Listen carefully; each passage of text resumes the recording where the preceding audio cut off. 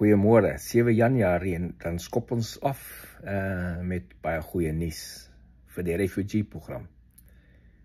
Die wat nog nie weet nie, vlugte is hervat. Gister het die eerste mense klaar weer geland in Amerika van Suid-Afrika af. Met ander woorde, hulle het maandag aand opgestyg, soos ons gedink het maandag sal hulle begin weer met vlugte voorneem. So maandag aand opgestyg, gister geland en is klaar by hulle bestemmings.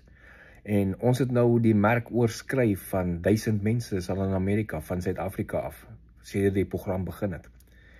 En dis goeie nuus, jy kan sien dat die program besig is om te beweeg.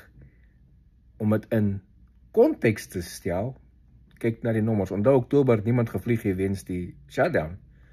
En November, middel November het hulle begin en ook in Desember. In Desember het ons net vlugte gehad tot so by die 20ste rond.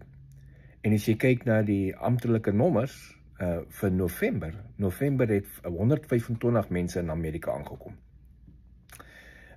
Nadat die vlugte weer hervat is en al die proses aan die gang gesit is. Desember, in net die eerste 3 weke, enigste 3 weke wat beskikbaar was vir vlugte, het 595 mense hier aangekom. So, dis 'n totaal van 720 wat reeds ingekom het op die nuwe budget, wat 1 Oktober begin het. 720 van die 7500 cap is reeds hier. In totaal is dit al oor die 1000 merk van mense wat nou al in Amerika is op die program. Nog 'n interessante feit, van 1 November af herstel, 1 Oktober af, die nuwe budgetjaar, van al die mense wat in Amerika ingekom het, net 3 is van Afghanistan. Elke liewe ander refugee is 'n Suid-Afrikaner. Geen ander land nie. So, Trump het gesê, shut down refugees van oralster, maar priority vir Suid-Afrikaners. Well, 3 Afghans was lucky, maar net 3 verder, en dit was in November, Desember niks.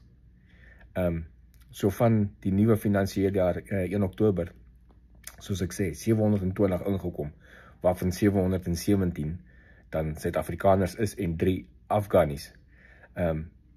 Gister het die eerste mense weer geland vir Januarie. So ons gaan sien, hierdie ding gaan optel. En as nou vinnig kyk, kom ek kyk gewoon na die nommers hierso. Waar is die groter groepe geplaas? Ek sien 'n groot impak, groot vergroting in Colorado.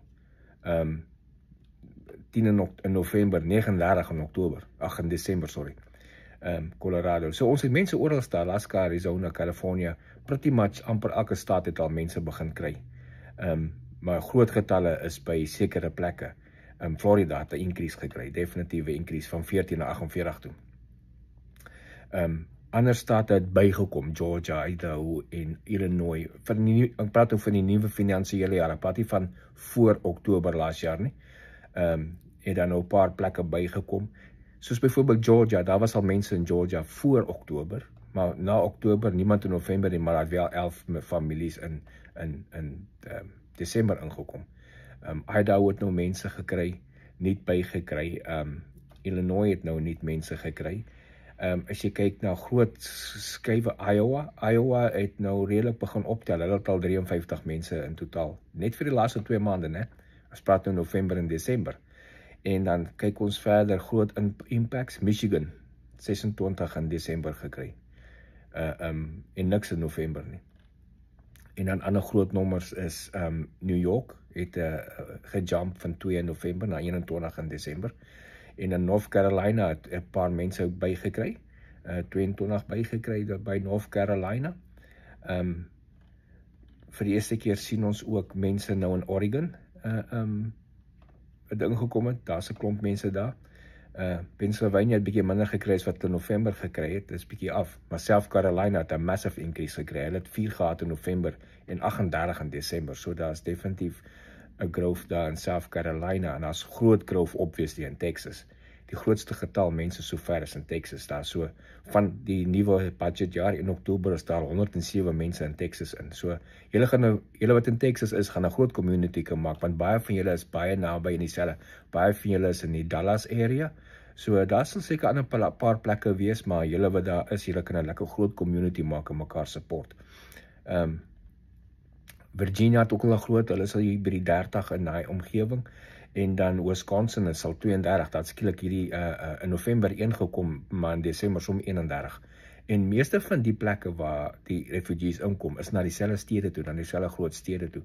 So julle, soos julle wat daar in Wisconsin is, kan groot communities begin maak en mekaar support. Virginia het groot communities, Texas is die grootste community. Hier by my in Tennessee, daar is nou al 5 mense in Tennessee, nog nie na by my nie, maar in die omgewing, daar is al 5 mense in Tennessee, het lyk of hulle stadig. En 10 to 1, die mense wat in Tennessee is byvoorbeeld, of in die state wat nie voorheen gebruik was nie, is 10 to 1 mense wat by families bly, want daar is nie oralste caseworkers vir die Suid-Afrikaners in al die plekke nie. So jy sien die state met klein plekke, klein getalle is gewoonlik die mense wat gekies het om na hulle familie te gaan of op hulle eie te kan gaan. So dis die getalle, kom ek kyk verder deur, dan weet ons sien ons Texas is die groot communities, ander groot communities is in Michigan nou, 26 al, en die ander groot community is in Iowa. Iowa is besig om ook 'n groot community, hulle is dink die tweede grootste community sover van mense wat ons het. En dan Colorado het opgetel, hulle is al by amper 50 mense, 49 mense in Colorado.